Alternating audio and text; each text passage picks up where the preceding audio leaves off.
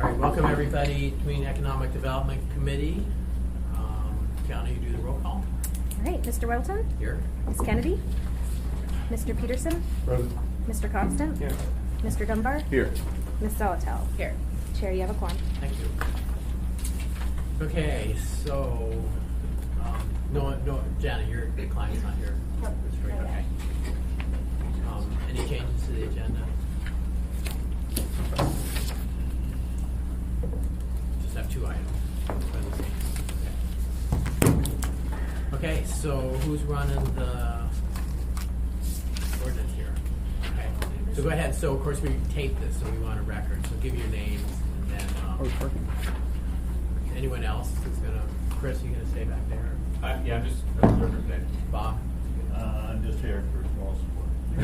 Let's go around here and we'll do the names, I guess. So Randy, start with you. Randy Ribble, traffic. Brandon Telford, I'm with PMD. Christine Bennell with Long Range Planning. Okay, and then Janet.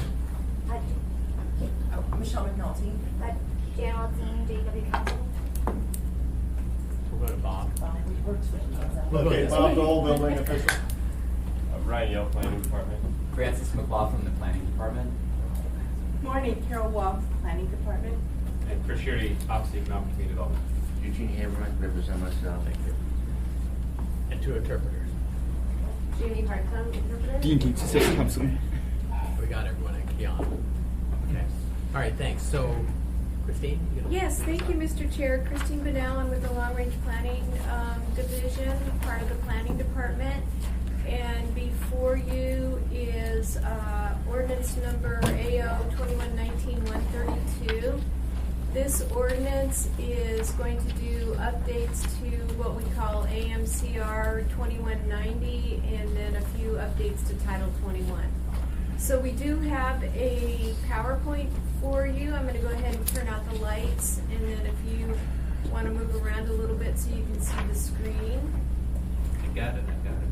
All right, so our team that was working on this is, we had a technical team, and then we also had a technical advisory committee. So the technical team is myself, Brandon, Randy, and Stephanie Mormillo, and then Michelle McNulty.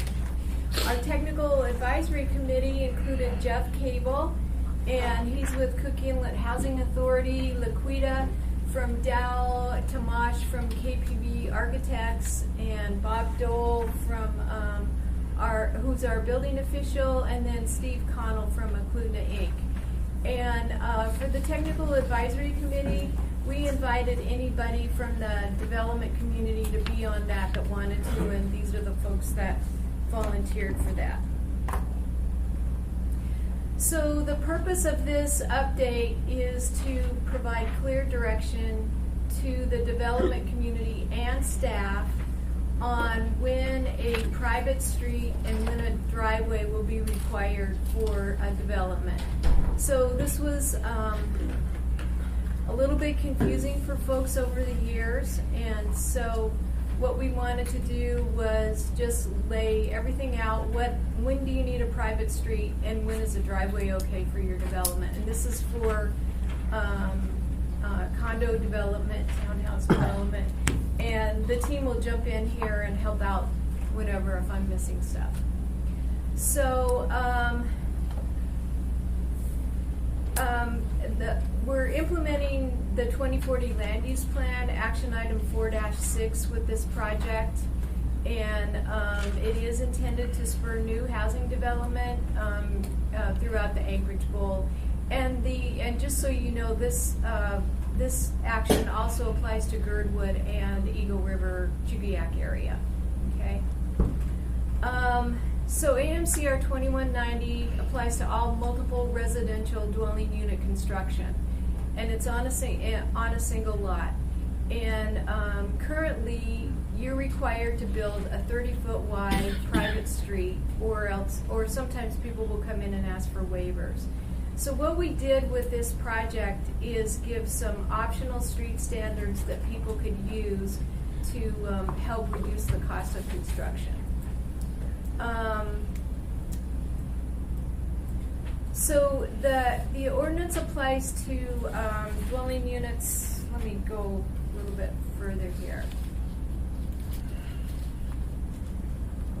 I'm sorry. It's early in the morning. It's been a long week. So what we did with it is we added an applicability section, and that's up there on your screen. And what you see in blue is what the Planning and Zoning Commission added to the ordinance. And that applicability section included some exemptions so that people would understand, again, when to build a private street and when to build a driveway. So I'll add to that real quick. Thank you. As someone who's worked for a consultant previously, and now I work at the municipality as an engineer, what we were seeing under the old AMCR 2190, the way it's currently written, is we see developers come in with a great development idea, and they have their plan for what they're going to do with their development, and they don't realize that there's an ordinance or a regulation out there that requires a development of their type to build to a road standard, as opposed to just a driveway that comes in and accesses potentially a bunch of garages. And so their design ends up not fitting once you try to cram a road into it. So what we see happens is they come in and they request waivers, so sometimes multiple waivers to get around those street requirements, and we typically see a lot of those waivers granted, and so that's how we end up with some developments that don't look like what the code requires specifically. And so part of our effort here was to actually make some of those smaller developments that get those waivers sort of by right approved to do what it is that they're already doing, and not have to go through that waiver process. So you'll see that we've moved what currently applies to all multiple dwelling unit on a single lot development. Now we've moved that to 3 developments with more than 3 structures or more than 12 dwelling units. So some of these smaller developments that the road doesn't fit well into can still be developed without needing to apply for a bunch of waivers. We've also added, and we'll see it in a later slide, we've added some smaller road sections so that it's not a 30-foot wide road in every single case. If you're not going to hit it later, can you tell us the difference between a driveway then and a 30-foot wide street? And then you're just talking a single lot. If they do a subdivision, it's different standards kick in, or does this also deal with that? This does not deal with subdivisions. We have a 2108 code that deals with subdivisions, and typically, So that's separate. yeah, that's going to, in a subdivision, typically you're going to be dedicating a right of way and constructing a public street. Okay, so a driveway versus street is With curb requirements, the sidewalk requirements, but also the structural section of the road itself. There's specific requirements for the structural section of a road that are above and beyond our requirements. Actually, we're not engineers. Structural right. section. So how much gravel you have to put underneath your pavement? When you build the road, you're going to excavate out what's there, and you're going to replace it with better gravel. Our street requirement, that section, the thickness of that section is based on the soils that you have existing, and trying to prevent frost heaves from developing, doing a thermal analysis on those soils, and determining whether or not you're going to have some frost heave development within those soils, and then mitigating that through either a thicker section or through insulation. As far as driveways are concerned, we leave the determination of what that road section or what that structural section needs to be to the design engineer, as opposed to specifying what the requirement is, like we do with the roads. Okay, so it might have an issue with durability in the long run. Yeah, if the the driveway design that the consultant comes up with is not as robust as the street requirements, then you may end up with long-term durability issues. Okay, thanks. Ben? Yes, thank you. So maybe just take me back one more step. Why do we require roads in single lot multi-unit developments as like a foundational matter versus just driveway and parking lot access? So part of it is emergency access requirements. Okay. I mean, really, my understanding, and I wasn't around when the original regulation came out, but my understanding is it was really sort of the driving factor behind it is we were having a lot of developments with substandard roads built through these fairly large developments, and also not enough parking provided, and so you had a lot of cars sort of parked around these very narrow roads. And it got to a point where emergency vehicle, fire truck, physically couldn't get through some of these developments, and so part of it is driven by the emergency vehicle requirements, and part of it is the parking issue. A 30-foot wide section that is currently the only section that's in the regulation. Can I add one thing? On the emergency response, it's not just for the width of the vehicle, it's actually the actual emergency response. Because when you have everything off of a driveway, you have too many addresses that are similar, and it increases the response time for them to get and find the actual dwelling unit that they're responding to. And so at a certain threshold, it's safer and better for the public if we actually move from a driveway standard and go to a street, because then each of those dwelling units have individual addresses, and that helps with response time as well. Can I ask a quick follow-up? Well, if we're granting, or we have been granting a bunch of waivers, and this somewhat codifies the waivers, is that, I mean, maybe you're going to get into the process. Obviously, it'll check off that fire and emergency response is okay, and then it still would get you the multiple addresses, because I'm having a hard time reconciling those things now. And they'll speak to it a lot better probably, but I think in the quick summary of my answer would be that the waiver is really built into the smaller developments that already are under that threshold, and not necessarily into the bigger ones where we have the issue with multiple addresses. Because this is all tied to one lot. This whole Correct. thing we're talking about is one lot. Correct. Okay. Well, the current regulation is tied to one lot. We're expanding it to include developments that are that encompass more than one lot, but are one development.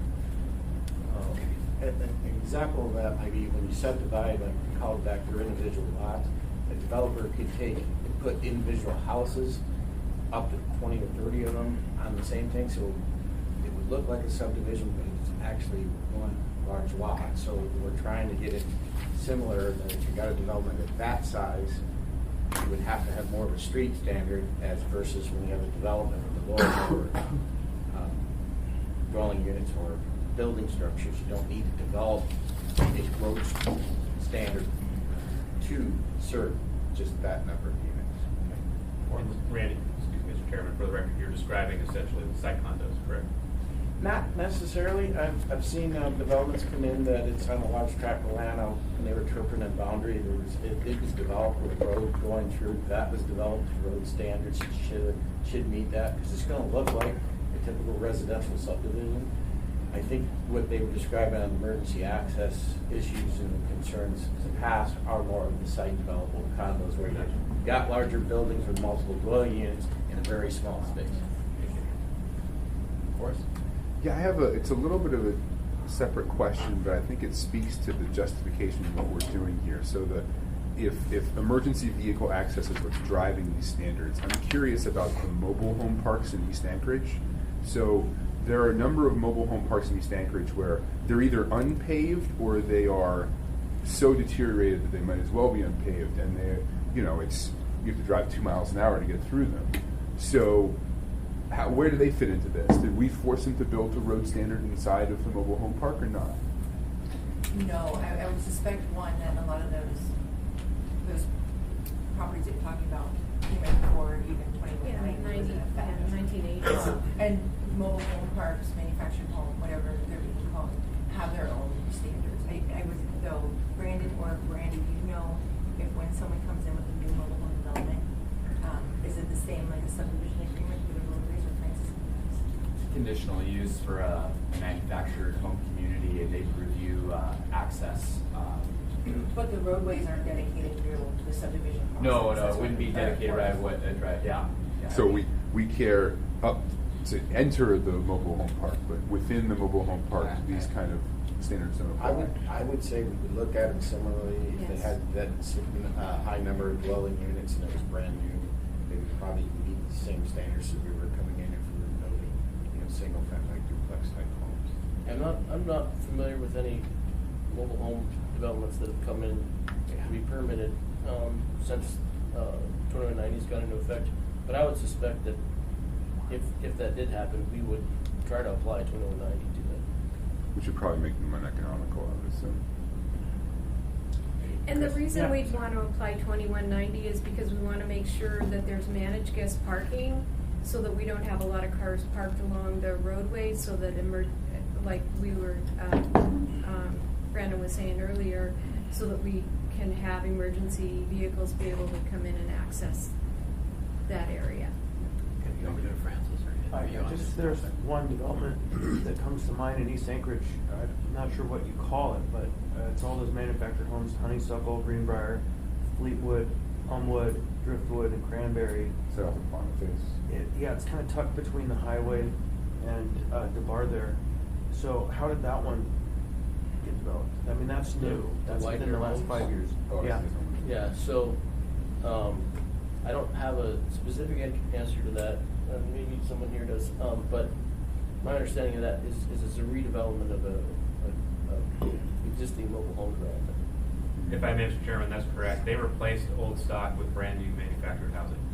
But they also have developed roads in there, and so I'm just curious where that falls. I believe those are just considered internal driveways, aren't they? I guess is the concern that 2190 does apply, that you want to make sure it's applied to mobile homes? No, I'm just curious. I'm just sort of trying to square in my mind the justification for why we did this versus how we've actually applied it. And I actually am. I want us to do this. I want it to make it easier to build, and I want to reduce parking requirements as much as possible. But I'm just thinking in my head about, is that going to create some system of inequality? Because it certainly seems like when we have we have mobile homes catch on fire and people die with some regularity. And I'm wondering if that is sort of part of that legacy is because we haven't applied these kind of regulations. I think, Mr. Chairman, if I may, Bob can speak to this probably more than I can, but in most of the instances in the past couple of years, it's been primarily the structure itself that has Sure. been the leading cause of the... Well, certainly that's the cause, but so I'm very pro doing this, but is that an example of where our emergency vehicles have been delayed in getting to those trailers? So again, without going into specifics on the cases, we can get AFD to draft your response, but no, those things have gone up so quickly because of subsequent additions, repairs, things that were done after the fact that this response time is not even an issue. Okay, that's fine. And again, No, I don't need a response. Yeah, and again, most of those mobile home parks were built during the oil boom, Yeah. so there were no regulations at that point in time on how the private streets within those mobile home parks were to be built. So, Francis, I'm sorry. give oh, Francis I'm sorry. If I could just make, thank you. Yeah, exactly what Christine said. She was spot on that if mobile home parks were built in the 70s, 80s, Anchorage Municipal Code of Regulations 2190, multiple structures on one lot, was adopted by the Assembly in 2004. So way after those mobile home parks came into effect, and it wasn't sort of a retroactive ordinance that made people redo their internal driveways and that. It's anything built post 2004. And my understanding, and I wasn't around for this, but that there were, in the early 2000s, there were some residential developments with multiple residential buildings on one tract of land that were so offensive in terms of inadequate, streets and parking, and some of that sloughed off onto, people parking on public streets or on other people's property, and fire couldn't get access to these lots, but they were just so ugly that the response was that the Assembly adopted AMCR 2190, which sets minimum engineering standards, setbacks for buildings, from the internal driveway, minimum widths to the driveway, and this is sort of, anyway, I'll just leave it at that. That's some of the history. But just to flesh that out a bit, because I remember that time, so the phrase site condo became kind of derogatory because we were thinking about those examples, but in fact, we have site condos now. We up the standard a bit. There's not anything It's inherently a bit of a wrong with a site misnomer, condo. yeah. It just got this tag or kind It's like of the tainted by it's the SB 91 of planning world. Yeah. So we had, I guess in 04 then, we responded to that with 2190, and now we're going, maybe we need to back it off a bit. Is that essentially where we are? Yes, that's the perfect statement. So what's happening is we came out with AMCR 2190 in 2004. We've seen the issues and the benefits that it's created for our community. So what we want to do now is incrementally kind of bring this into Title 21. And so this is the first step for us to be able to do that. And what you'll see in this ordinance is the parking requirements have gone away. You'll see that on the pages in there. And Can I, sorry. Sure, add go to ahead. that? So one of the issues with the 2190 is that it accounted for guest parking. And when we rewrote Title 21, we also accounted for guest parking in our revised parking calculations for all the other developments, but duplicatively, when you had 2190 apply, you were basically getting double hit for parking requirements.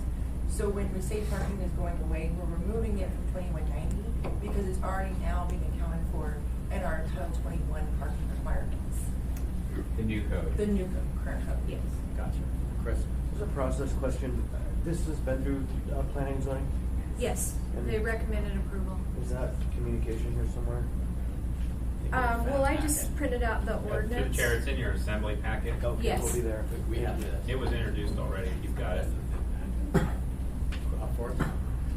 For the planning, or for Chris, is there any way I could further amend this ordinance in order to further reduce parking requirements without screwing it up for you guys? Through the chair, shorter answer is probably not.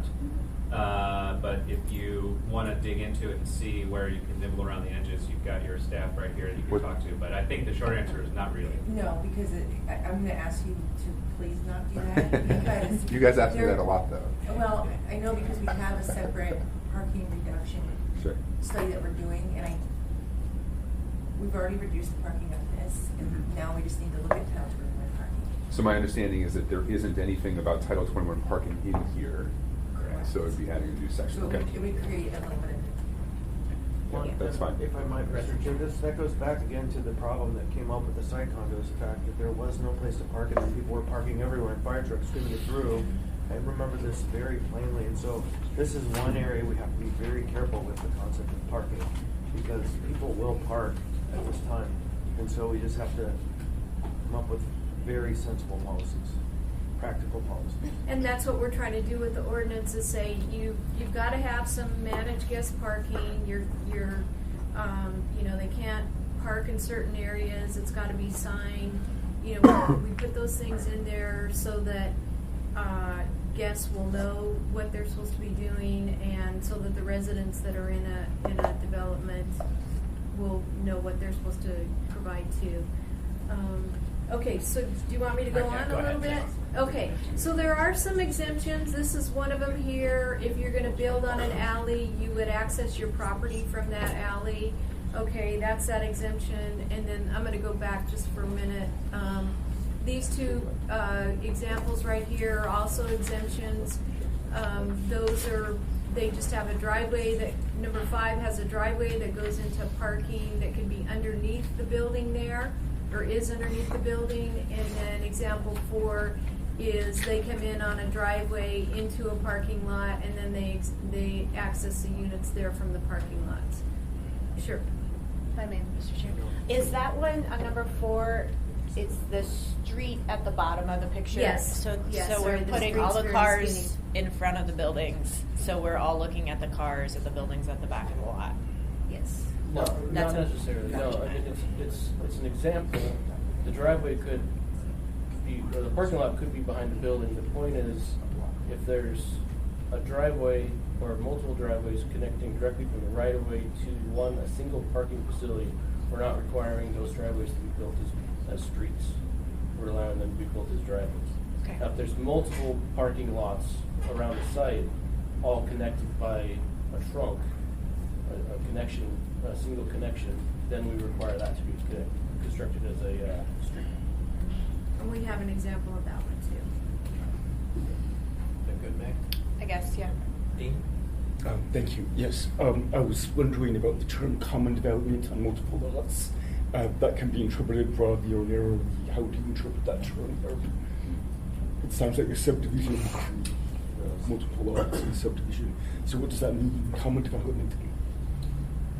So sometimes we see developers purchase multiple lots that are adjacent to each other, and then put a single development across it where maybe there's one building on each lot, but they share parking and they share access. And so the intent here is that in those cases, if they have an access that's going across multiple lots, that's going to multiple units and multiple parking areas, that access gets constructed as a private street as opposed to as a simple driveway.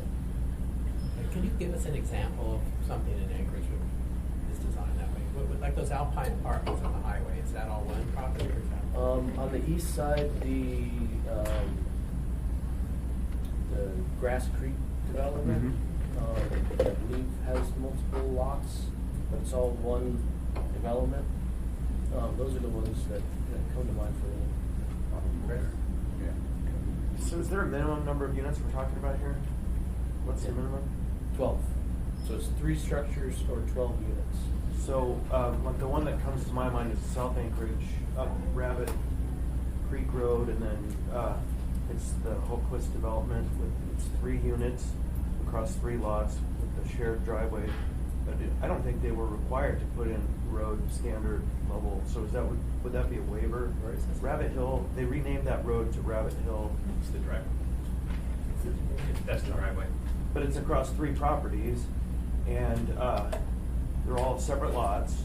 And anyhow, I'm just trying to figure out how this applies. Sometimes traffic requires when a driveway connects to a collector street or greater, and Rabbit Creek's probably a minor arterial, that they are required to have a shared driveway because they don't want it to be like Tudor Road where there's a driveway every 10 feet. They want It's not quite Rabbit Creek, it's Rabbit Hill off of Yeah, Rabbit Creek. the topography, if I may, Mr. Chairman, the topography there required that the only way to access the 3 parcels was in the methodology that Francis described. So you do have to cross via the shared driveway, but it's because topographically there was no other way to do it.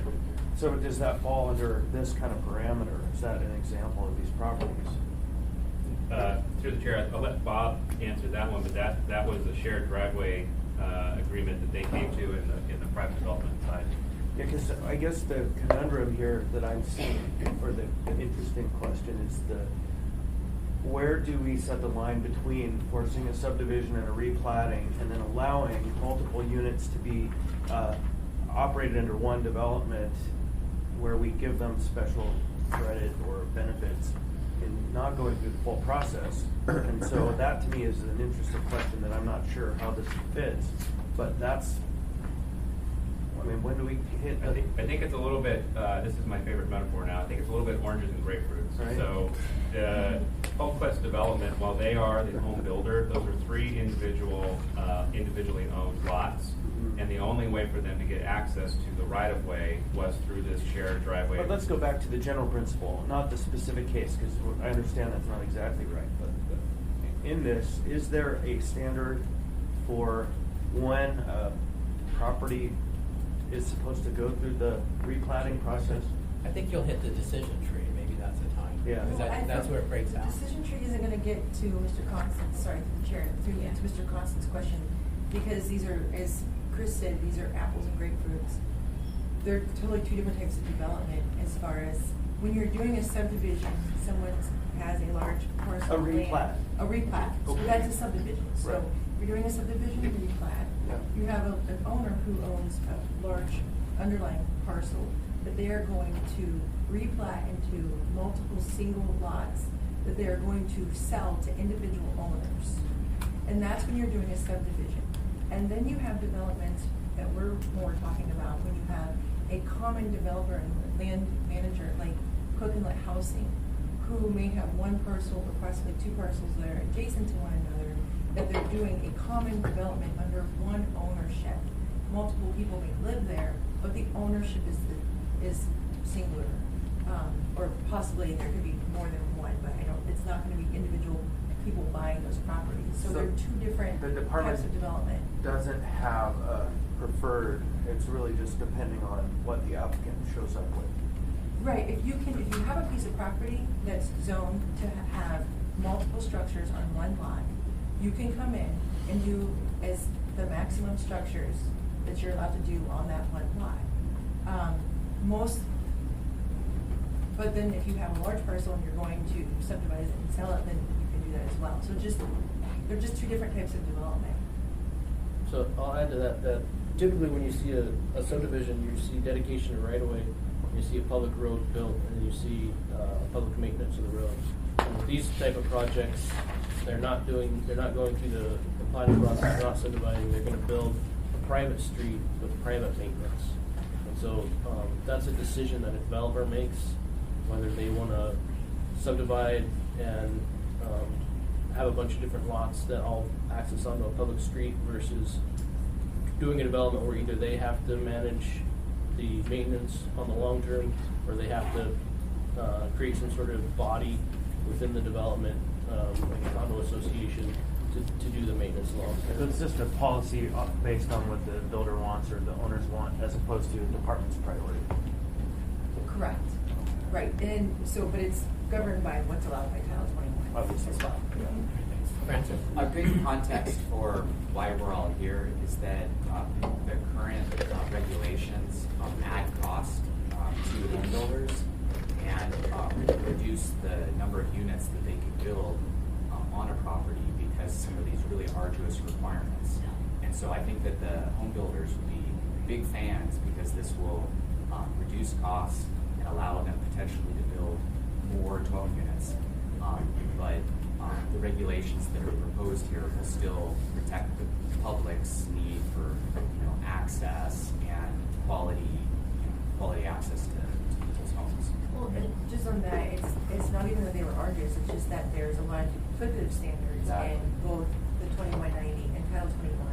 And there's also a lot of confusion about when this process gets triggered. So what this ordinance is effectively doing is creating predictability, which is a cost saver, because one of the issues that is frequently run into is that a developer will come in, have the pre-application meeting for their site condo, and we don't quite know at that point if 2190 is going to apply. They get down to a certain point, get to a certain level of design, they figured out how many residents or units they need to have on that development to make it pencil.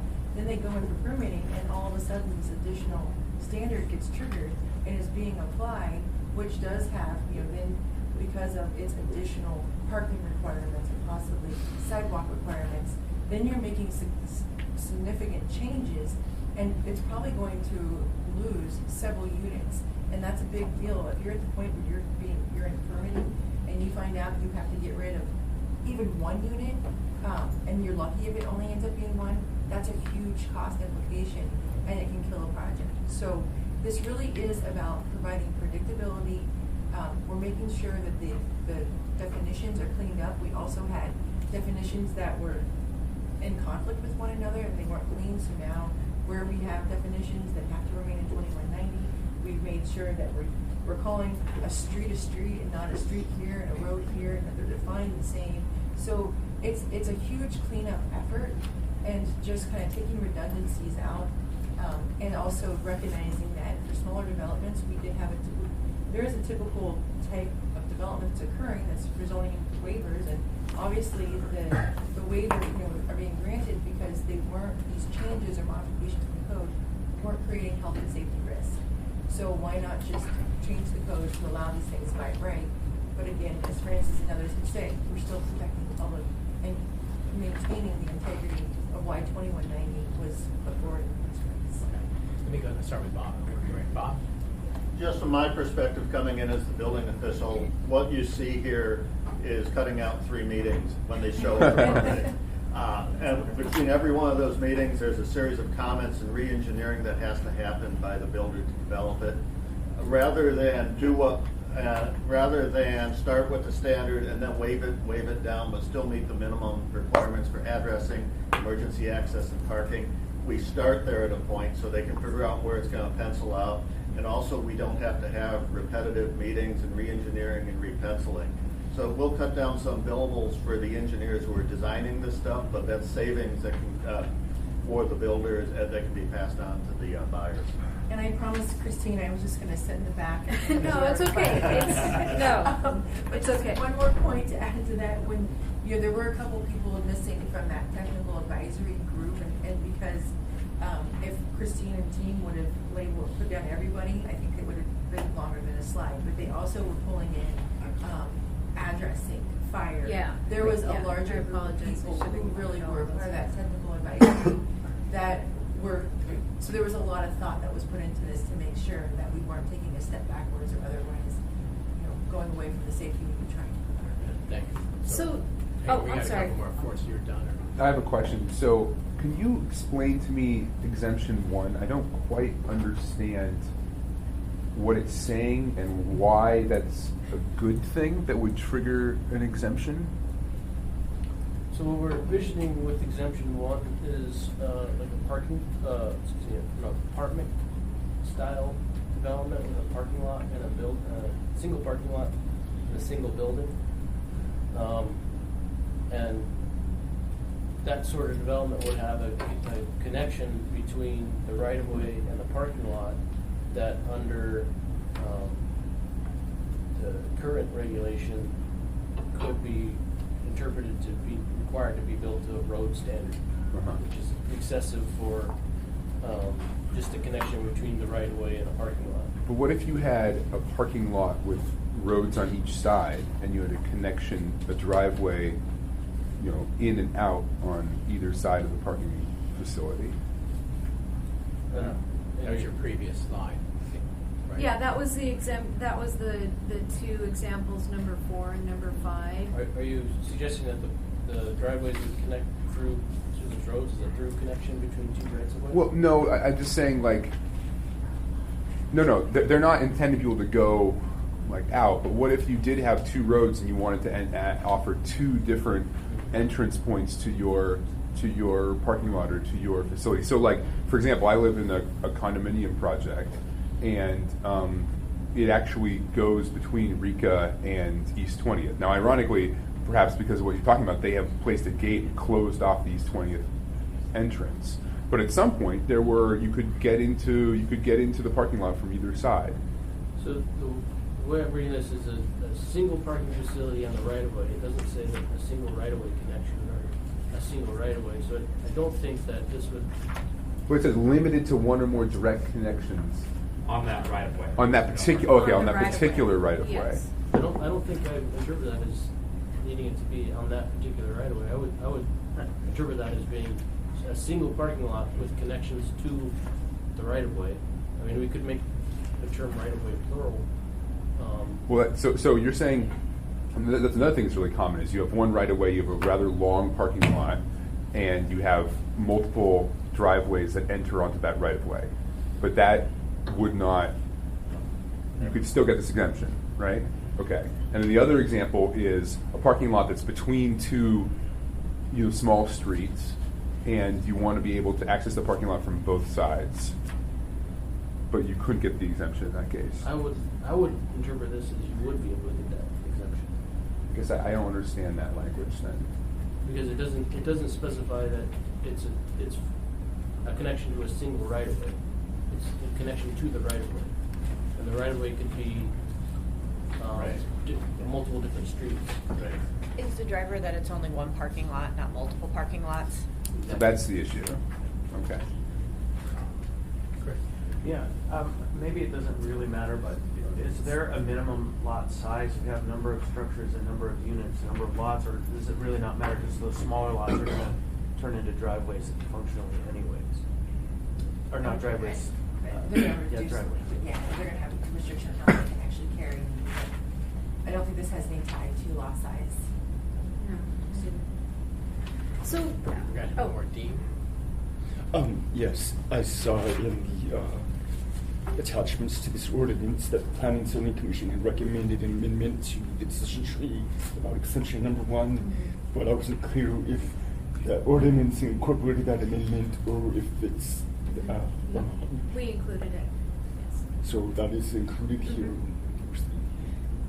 All right, thanks. Christine, back to you. Yeah, just real quickly, again, going on what Bob said, which was the most important thing. We wanted developers and our staff to have the different triggers on what was going to be required. Yes, there will be waivers that will still be asked for. We all know that. We all understand that. But we wanted to give folks a baseline of how they could plan out their project. And we heard, we had a lot of interaction with the development community. We talked to fire, we talked to addressing, we talked to private development quite a bit. How do we make this the best kind of one-step process right now? Again, this will eventually go away, but we wanted to fix it as much as we could right now. And so providing the decision tree and then some kind of examples. Of course, all the examples aren't the be-all, end-all, because you guys are all coming up with more examples and questions about, different developments that have been actually developed way before this was even adopted in 2004. So what we're trying to do is to really just put our best foot forward as the muni to help developers reduce costs and know what to expect when they come in the door with their new ideas for development. And that was the intention of this. I can, just your time constraint. I think we probably need to switch at least at 10 to the other topic. I don't think that'll take that So long. I can keep going through the PowerPoint, or do you want to go ahead and talk about your questions, your email questions that you sent? Mine were kind of, let's go through this. We'll go through yours for everyone else. Sure. So there's the decision tree. Again, developers helped us with what the numbers were, so the number of structures and the number of dwelling units. They had input on that. We proposed a certain amount at one point in time at the beginning, and then they came in and said, we want more. So the decision tree is the 3 structures, and then the number of dwelling units is the 12. So then a little bit about, I'm sorry, Dean's. Yes, I was wondering, so the summary economic effects didn't really quantify the public sector, I guess, savings and so forth, but this is supposed to save staff a lot of time, is that right? Can you sort of roughly say how the decision tree, how much time it's going to save, plan review, that sort of thing? Do you want to? Is it going to make it more efficient for you guys? How would you sort of, I guess, describe the savings? I think if it functions as intended, hopefully the development community will have a better understanding of what's required of them when they come in for a permit. And we avoid these situations where at the point where somebody comes in for a permit, they have a development that doesn't meet the standard for private streets. And I think a lot of time is wasted not necessarily review time so much as development time. Developers have their plan; they want to get their project started, so they submit for a permit at a certain time with the anticipation of the construction season, and then they find out that they now have these hurdles they have to overcome, They may have to redo to their design, or they may have to apply for multiple waivers, which take additional time.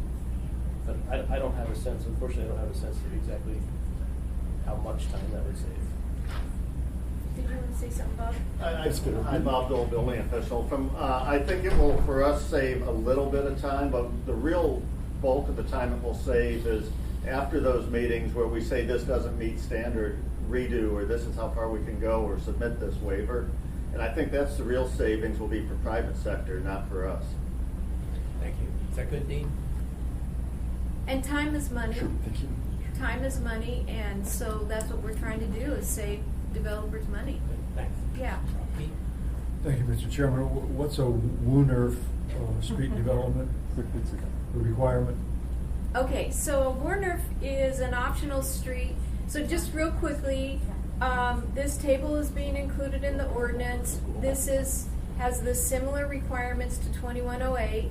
So like what we were saying is we're trying to standardize AMCR 2190 with other sections of code. So this table is in there. It allows some options. It also allows the Werner Street. And if you don't have any questions on this table, I can go down and we can look at the Werner. Okay. Is that okay? Sure. Okay. So let's go. So here's examples, photographic examples of a Werner Street. So it's a shared use street. Okay. We have one here in downtown, right over there by City Hall. And it's not a great example of a Werner. The one on the right, which is down in Washington State, down in Kirkland, is more of a better example of what a Werner is, and this is in a commercial area right there, okay? So it's kind of a shared use.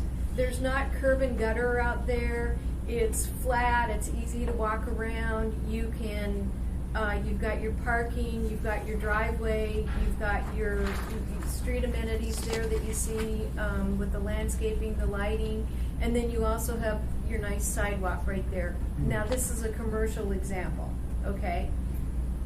So the overall intent of the Werner is it's space that's shared between pedestrians, bicyclists, and cars.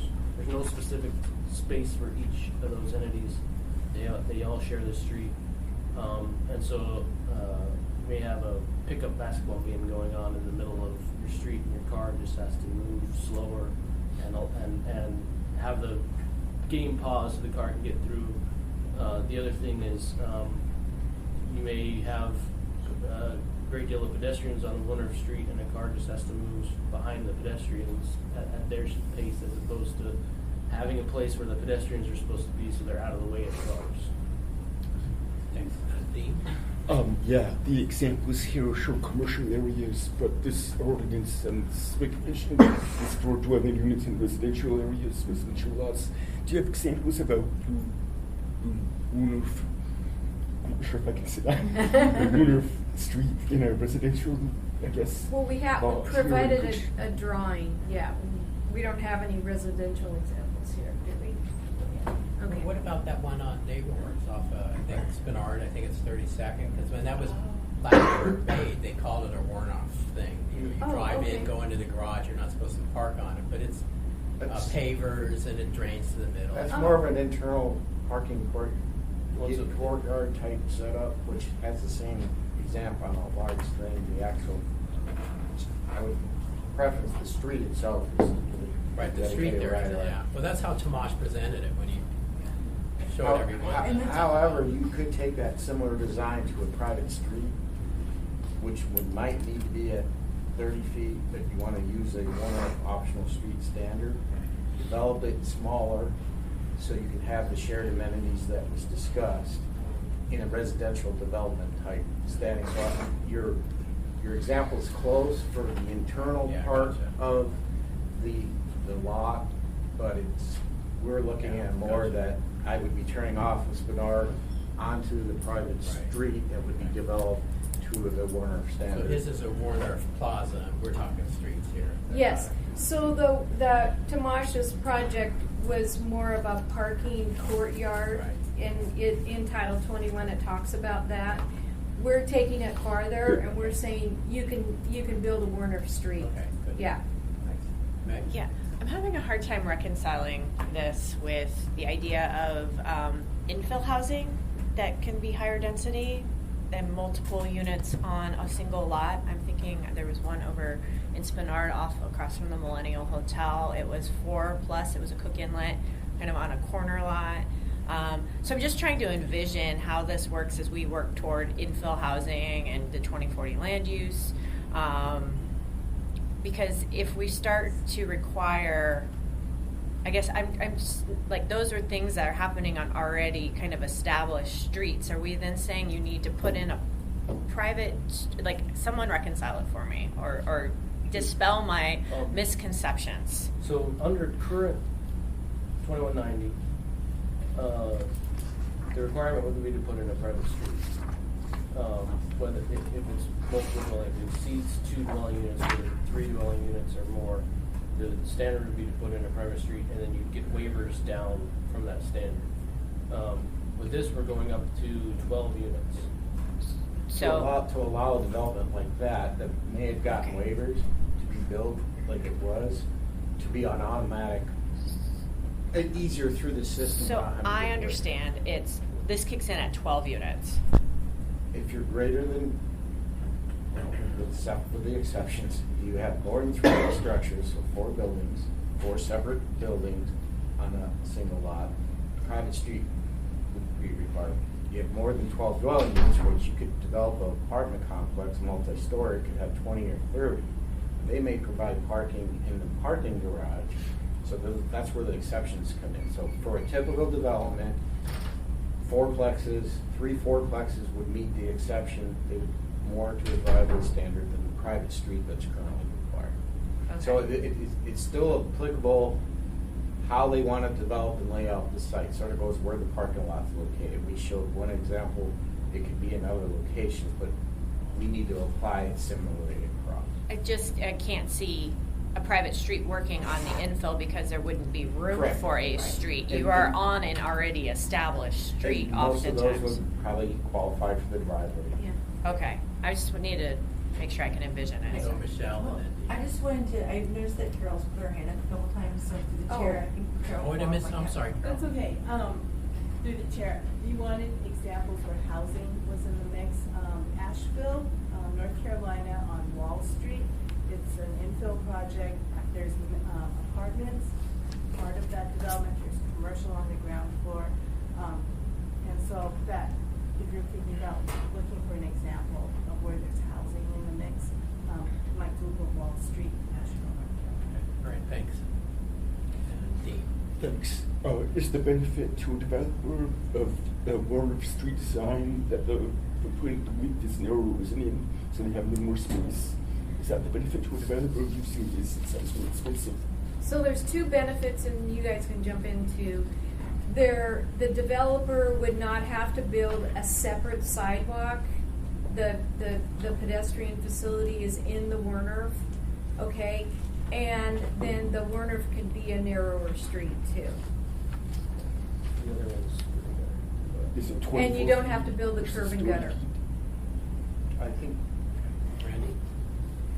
I would concur that. I would think you mentioned the size of the width of the road. It's primarily to give a developer an option to try to develop a site differently. And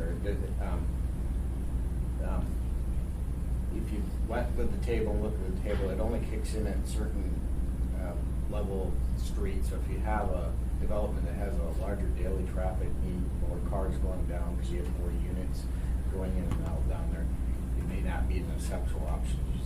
So it ties to the technical tables to incorporate all Okay, that. all right, thanks. Pete? So would mixed use be allowed in one of these wood nerf developments then, or not? I would say right now this is residential. Yeah, this is- Dwelling units only per the code. I don't think it precluded, but a lot of these standards are similar to what would be in the commercial section of the code for the same type of development.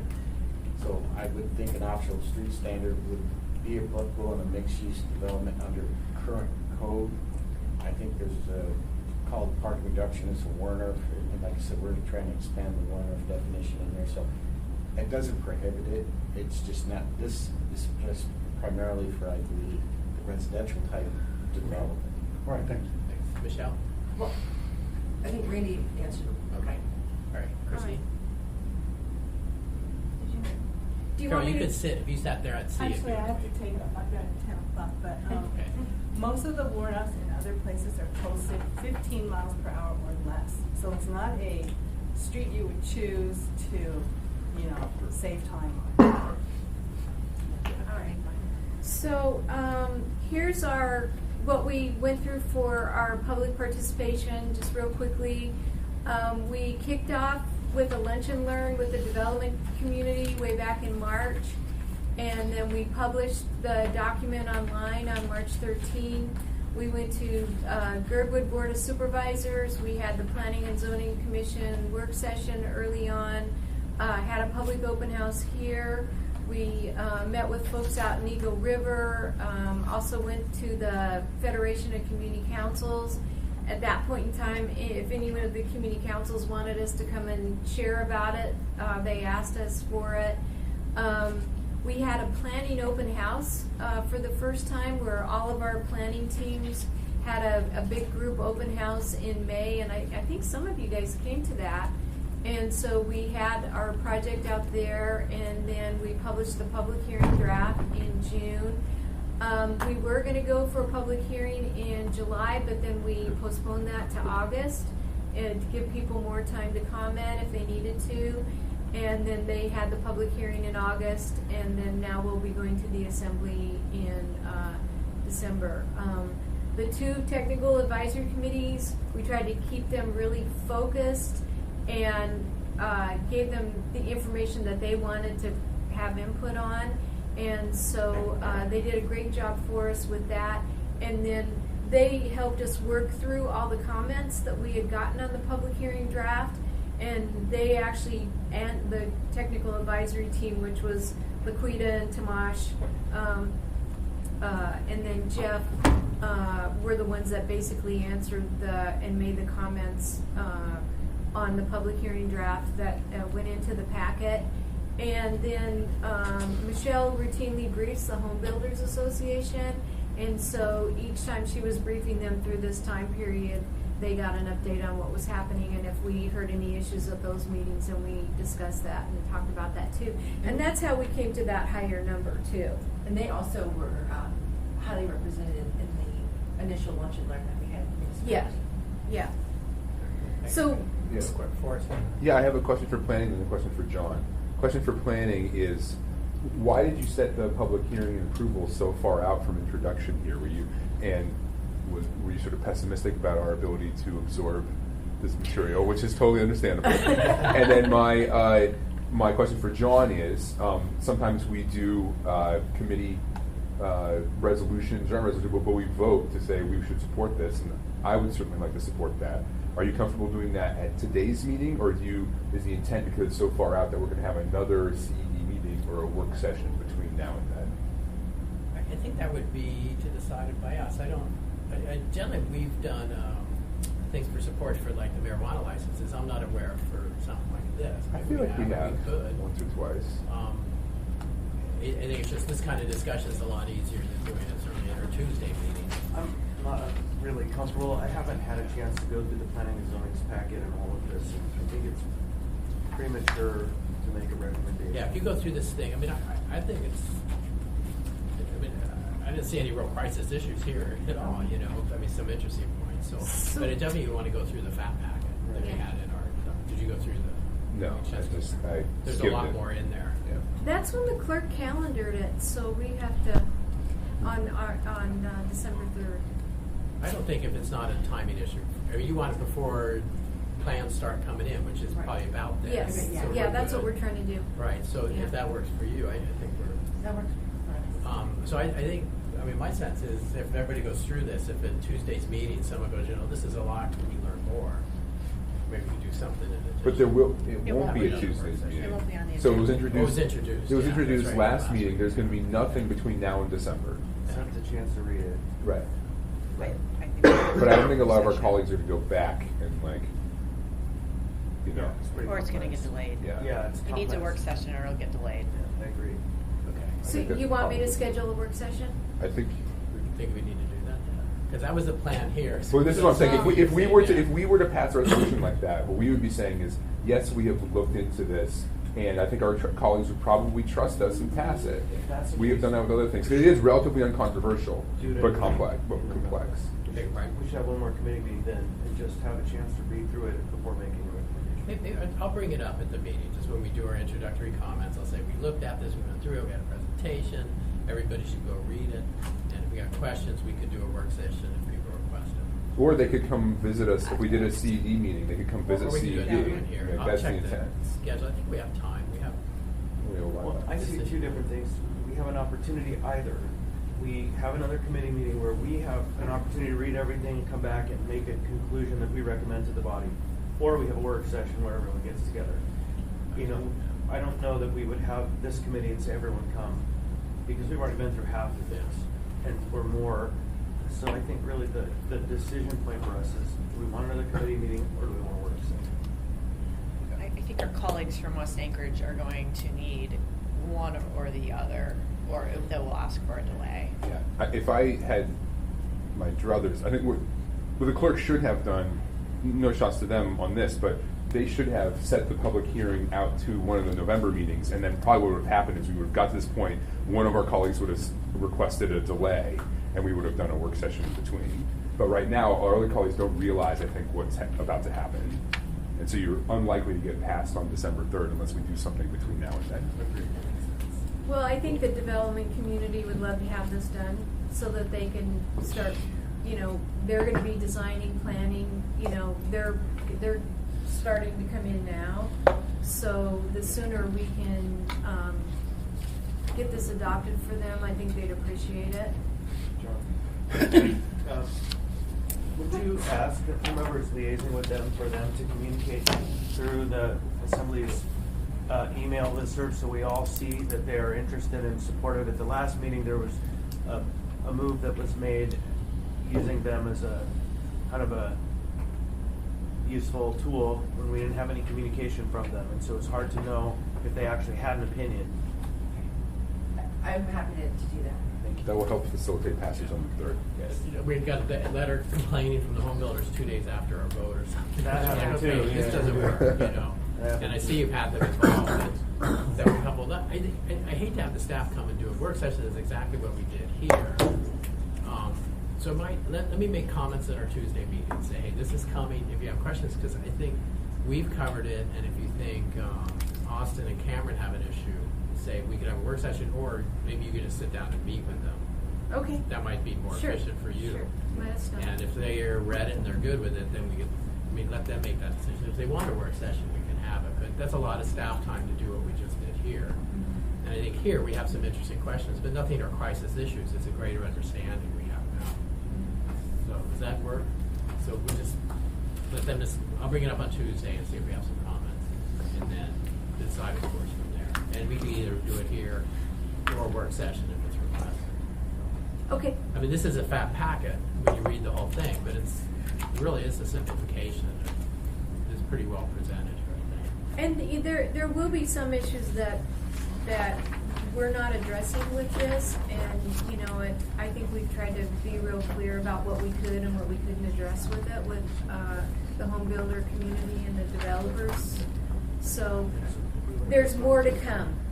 This is the first step, okay? And we recognize that there's more that we need to do on this ordinance. Well, not on this ordinance, because then it won't pass on the 3rd. You Yeah. mean in this process of In this simplifying. process, yes. Chris? So, Parks brought up something that I was thinking as well. I haven't heard anyone represent what the community council messaging has been, because often these Title 21 changes always blow up at us when certain factions and certain community councils come loud and clear, don't do this, and then boy, everyone's like hot potato. So what happened with the outreach to FCC and the community councils? What was the feedback? I'm gonna let Christine answer that. Well, we did, in your packet, there's the table of the comments that we got, and, While she's looking for that, I'm just gonna add that, I mean, as, Those are your packets, this is, and we have copies. as you guys are seeing, this is kind of a complicated, this is a more technical change. Right. And doesn't necessarily impact most people. It's going to impact more potential buyers of these new residential developments. It's likely not going to result in a change, and I say likely, that's going to be impactful on neighboring properties. So Christine can talk to some, I think, the specific questions or concerns, but this is definitely more of a technical amendment that I think the building and development community is probably going to have a lot more substantial comments on, because I don't know that the community can look at this and. I know Cheryl Richardson can. Right. And so. I'm not saying not all members, just generally with the community councils. Yeah, and so my concern is, did they raise any alarms that we should be knowing about? No. Okay, thank you. Okay, we probably need to move on then. So our plan is on Tuesday. I'll mention this, did everyone read this? If you got questions, should we have another work session or another meeting here? So we'll learn on Tuesday from the other members. if you decide that you want to pass a resolution, would you like me to draft something? Pass a resolution. If- Oh, for the committee? Yeah, Oh, we're not that complicated about it. We just do a quick Recommend motion, approval, yeah, we yeah. like it. I'm used to planning and Support. zoning. All right, thank you. All right, thank you very much. All right, next up.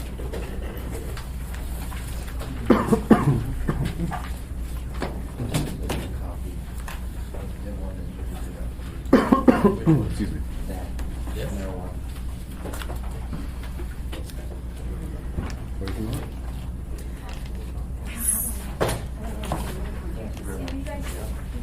No, at work. Okay. Okay, so we have in front of us the Satori, which was up for, correct me if I'm wrong, so we had the license renewal, I think I should be doing this. Who's here? Ryan, whose case is this? I don't have anything to add. Oh, okay. So it came up for kind of normal license renewal process, right? You applied on time. Yep. Actually, we should get some names, sorry. Jan Lutzian, attorney for Satori. Andrew Baker, business owner. Okay. And we pulled it out of the group, is this right? Yeah, so you pulled it out for an NOV. Right, so we had a couple NOVs that are significant issues, and they were somewhat addressed in your packet too, but we just wanted to hear explained. And the NOVs regarded checking IDs and moving IDs stations. Sure. So that's my summary. Is everybody else on board with that? That's kind of what. So basically what happened was we noticed after when we were doing the renewal application that Andrew's checkpoint was not where he originally identified it on his original premise diagram. It was just probably about, 5 feet, 10 feet back?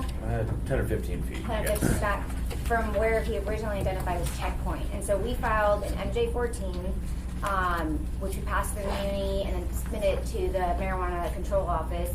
And the director was having a hard time kind of visualizing how that would look. And so she came into the store and she did not get ID'd. So Director McConnell, Erica McConnell, she came into the store and there was, she just didn't get ID'd. And that never happens, but she didn't really, she had her badge on and she should have been ID'd, but she wasn't. And then, so she came up to the counter, introduced herself to Andrew, let him know that she wasn't ID'd. He immediately ID'd her. And then what she perceived was another sale that happened next to her that she thought that maybe their ID wasn't checked. But that was not the case because we provided video footage from that sale. And what was happening was the cash drawer was getting changed out and a new cashier was coming in. And I think that jibble-jobble situation kind of made her feel like that an ID check didn't happen. But once we submitted the video, no further investigation, no further NOV for that particular issue was rendered. But her visit did highlight a good point where the ID check where Andrew had it was too far back. And so what Andrew did was he moved the ID check to be, 5 feet in front of the door? 7 feet? Yeah, very close to the door. So basically, now the ID check is right in front of the door. It was a good highlight of the reason why it shouldn't be so far back. And so he's up in front of the door now, and that's consistent with his diagram that was originally approved. And so that's how this NOV happened. Okay, I want to clarify that. So you moved it back and you sent in a change in your operating plan to say, hey, I'd like to do this? Correct. Yes. And then they came. And then they came to look at it, yeah, to Okay, see and where. that's what kind of. And that's what, prompted it. yeah, and that's when she didn't get ID'd, the director didn't get ID'd, and then. So, if I may, other than just being the license holder, all of this essentially falls on my shoulders. I was the one that greeted her verbally when she walked in. It was the middle of a shift change. It was a huge lapse in protocol. As soon as I identified the issue, I not only immediately talked to all of my employees, but you can see on the footage that we provided to AMCO that within 5 minutes of Erica leaving, I moved my greeter checkpoint to the very front where it did match on the diagram. Again, I spoke to every single employee. It was a huge lapse, but lesson learned, and it will not happen again. We had a couple of questions. I think Dean. Yeah. Dean? Yeah, I'm not sure if I understood. You say some of the facts that the interview, or one of the interviews was based on weren't true. Does that mean, did you appeal these interviews? So we didn't appeal it because there wasn't anything that came, the control board didn't take any action on it because we provided the video footage that showed that no sale took place without an identification check, which Erica misunderstood a cashier changing out their cash box, is that what it's called? A till. She misunderstood. Okay, but my question's, the interview didn't just pay it anyway? There was no fine. They didn't blocked assess a everything? fine. They didn't even address it. They didn't take any issue with it because once we provided that evidence, it wasn't substantiated. So the allegation was made, but we refuted it, and so nothing came of the NOV. All right, And they don't provide an appeal process, Dean.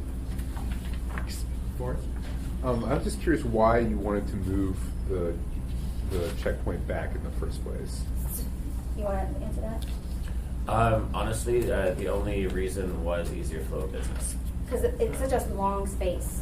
So it's a very long space, and so to ID check them right there, then they kind of walk in this empty space hallway basically, and then get to the sales floor.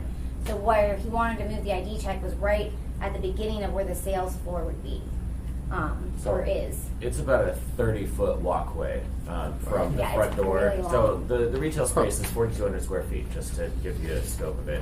And it's about a 30-foot hallway before where it kind of bottlenecks and where I wanted to put the ID checkpoint. Whereas like right now, where it is about 5-7 feet in, it kind of it's not ideal aesthetically for me. So that's why I wanted to move it back.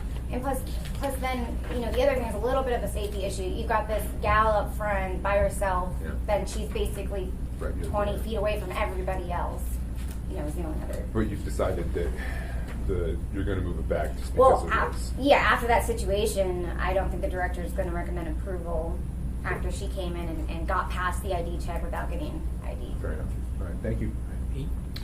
Thank you, Mr. Chairman. So you think you didn't ID her because you recognized her immediately? We think so. And She was wearing a badge. She's the director, so Yeah. it would be like the chief of police walking into a bar and they're going, well, we don't really need to ID this guy, everybody knows him. We're trying to not make that excuse, but yes, obviously that was the reality, but the reality is she still should have been ID'd. Regardless of how familiar, the regs are clear, how familiar the person is doesn't matter. Even I should be checked when I walk into the store. So yeah, we're trying not to make that excuse. If I could make this a real brief. I once waited at a metal detector because I knew Colin Powell was going to come into the building in DC, and I was waiting, and he just got in the door and then just walked around it. He went down to the hallway, and he came into the Congress not walking through he was like, oh right, he doesn't need to go through a metal detector if he's Colin Powell. With the Congress staff. And that does make an interesting situation come to mind that maybe it is, at least for our part as the Muni, if we don't require that our inspectors and our staff identify themselves, right? Yeah. Because there should be some burden on the inspector as well because there is a situation where Jack Fern at Canabasca is well known. And is it the rule, Richard Fern, I'm sorry, Jack Frost, I made one person out of them. But, Jack Fern. In my novel, that's what it's going to be. But the idea there is you would become familiar if you see them every week. Is it really the rule that we have to ask them? They should actually have to identify themselves. And so we can't control AMCO, obviously, but...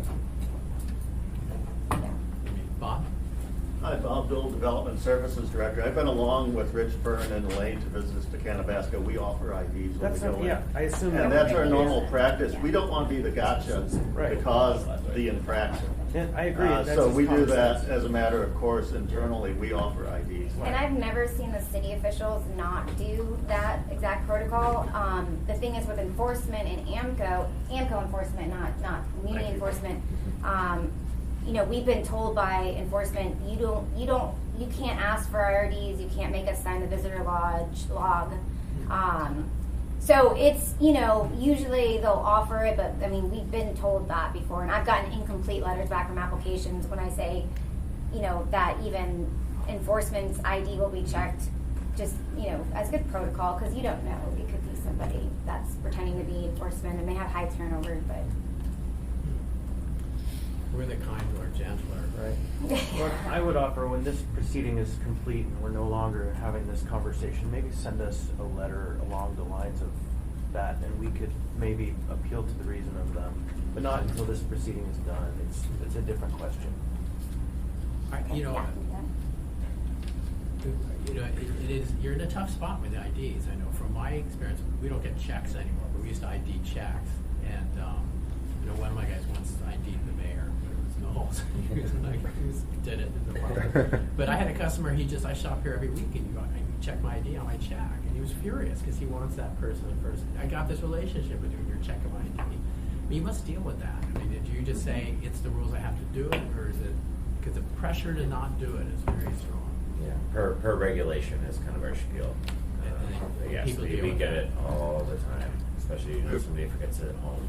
But we literally see them once or twice a day. It's tough. It really is. Twice a day. It's interesting. Don't you have a limit on how much you can sell? But we do, yes. But if say somebody comes in and they buy, a gram worth of pre-rolls, they can come in, But if they come in before work to buy something, they can come in after work to buy something. There is a limit as to how much we can sell them, but those the frequent flyers, if you will, aren't buying that. They're usually people that work downtown, so they come in before their shift and they come in after, like restaurant people. I mean, my stance for general public is if you're not doing your IDs well and that gets out, right, that's explosive. Like marijuana on the ground's the worst, and then that's a big deal. It's checking IDs. I have experienced it where an operator didn't. But I think the gotcha word is the right word, and I don't like the look of that. It's not us, it's not our house, but it definitely has the sense of that. It would have been nice to have AMCO at least give a letter to the control board or a letter to the licensee saying, we reviewed the video and found that it was not an unauthorized, un-ID'd sale. That would have been nice, but we got silence. But silence is better than anything else, I guess. Quick final question. Is the director of AMCO kind of the head of their enforcement? She is, so I could have made that argument. Interesting. Thank you. I want it both ways. So anything else on this? I think what we look for then is a recommendation. I would move to support it, yeah. Okay, second? Second. Okay, any opposition? So a procedural question. Last Tuesday, I think it was last Tuesday, you waived the protest. And so then this next assembly meeting, the renewal for the city license will be on the agenda. Okay. Right. And on the consent agenda or no, on the public hearing? Should be early. There's no public hearing. Probably in the 13th. Yeah, it'd be early in the. Okay. He's checking right now, but I don't believe there's a public hearing. I think it would be. Because it's year 2 for him. I don't. We did pull it. We pulled it. Yeah, if you pull something, it doesn't go back on the consent agenda. It goes in the 11th or the because the 11th is a non. And 13th is continued public hearing. Yeah. Is it 13? It would be 11th, but I'm going to find out right now. I'm doing the homework. Hold on. Because we're not required to have a public hearing for renewals. Is this your first? No, renewal? it's not his first. He Yeah, opened so in the 2017. first one had to get a public hearing, but this one is a Greenbrier. Yeah, I just didn't know because you pulled it. I didn't know if it was a different. He's checking now, okay. see what it says. So, So okay. 11B. Oh wait, no, that's Studio 420. 11B. You're back. Yeah. See if I can search the zombie. Good. He's back. Ryan? Mr. Chair, so just, I hate to digress, but Studio 428K, they did receive a letter of authorization from the landowner. So That was our whole. that will be attached as an AIM to the EIM. Okay. It's the end of a long chapter. Well, not really. He still has his Title 20 land use stuff to meet. It's very difficult. Correct. It's a chapter, not the story. Okay, so I think, so he'll check. Okay. We'll Well, decide. I can check the agenda too. Don't worry about On the it. agenda, it's not popping up anywhere. That was my understanding. I can look later. I can check. Or keep the blade on the table. Well, let's, Yeah, if not, we need to lay it on the table. Oh, it's not on the agenda at all? I searched the word Satori. Do you have another business name you're using? No. Yes, that's not anywhere on the agenda. Oh, okay. That's a different issue. Kiana, can you see the status on this? Are you filling in for Mandy overall? on this? I can check with Okay, so Jennifer. Satori, we're under the impression it's on the agenda for approval Tuesday. If not, I think we'd be good laying it on the table. If not, now you can operate. We can put it on our next meeting, right? Yeah, because you waived the can protest. You can operate Yeah. according to all the rules. Mhm. Should we lay it on the table or just let it go? I actually don't know. I have to talk to Jennifer about it, or someone does. Is this the kind of thing that we can lay on the table, or if it was previously introduced, has been set for some other date? We just don't know it yet. Okay, can you find out, Kiana? Yes, I So will is do there a that. I'd rather not lay something on the table if we could just say, okay, put it on the next. If it's not on this one, put it on the next one. Because they can keep operating. Yeah. That's fine too. Let's do it that way and not lay it on the table. If it's So not we'll already. see, if it's not on there now, we'll just for the next Could be one. just not Could be on the agenda. search. Yeah, it could be on the addendum as well. Then we Which said we haven't seen. Yeah, it's not in there. Yeah, it's not showing up anywhere. Interesting. We'll find out. Okay. Sounds good. Thank Thanks. you. Thank you. all very much. All right, we have a few moments left. Public comment? Eugene? Audience participation, thank you. My name is Eugene Haven. I represent myself. I live in the Matthew Valley. I follow the public process. When the public process is moving, decisions made by the governing body, it's more like a public interest. Let's go with number one. This is not the first time I've raised concern. Your meeting today, no agenda published out there for the public to see, no notice. Notice of the meeting, but no packet or agenda. You had to come to the meeting and get the papers here. But even come to the meeting, Chair respectfully provided me a thick copy because it wasn't on the table of the first item. And then when I tried to get the copy of the next item, in seconds, I put it down for just seconds and some staff member or someone in the room grabbed it when I got to the next item on the agenda. I'm talking about seconds, not 10 seconds. So I don't even have a copy of the one that was from before. Key thing in a meeting is you have meetings are taped. I hope this one was, but I suspect it was. But these tapes, anyone listening to the tape, you need to be recognized by the chair to speak and have their name, because a free-for-all, who's ever listening to this meeting on that tape wouldn't have any clue who was speaking unless they recognize the voice. That's not good record keeping. And the last thing is that you have done one thing over the time I've been here, and it was promptly done a long time ago, is you put 10 cards with names so people know here who you are, who may not know who you are. So thank you for that. And that's all I have to say, and have a good day. Thank you. With 1 minute, 20 seconds to spare. All right, we'll credit you somewhere. Anything else from anyone else?